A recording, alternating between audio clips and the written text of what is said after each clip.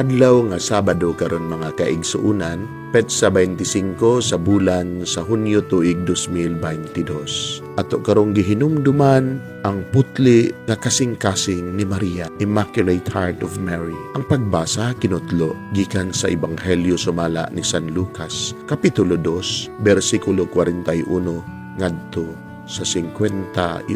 Matagtuig ang mga ginikanan ni Jesus moadto sa Jerusalem aron pagtambong sa kasaulugan sa pagsaylo. Sa dihang 12 ka tuig na si Jesus, nangadto sila sa kasaulugan sama sa naandan.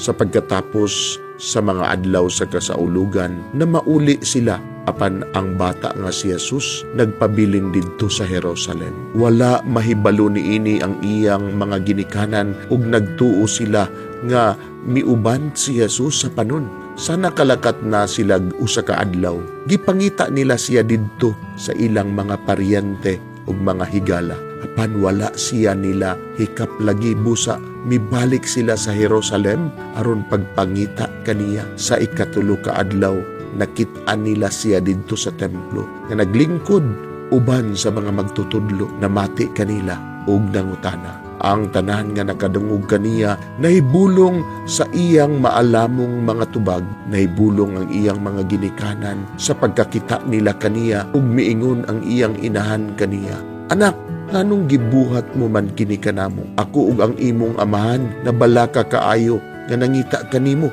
Mitubag siya, "Nganong nangita pa man kamo kanako? Wala ba kamo masayod nga kinahanglan anhi gayud ako sa balay sa akong amahan?" Apan wala sila makasabot sa iyang gisulti kanila. Mipauli si Jesus sa Nazaret uban kanila ug nagmasinugtanon siya kanila. Kining tanan gitipigan sa iyang inahan sulod sa iyang kasing-kasing. Mga igsuon, ang Ebanghelyo sa Ginoo, daygon ikaw o Kristo.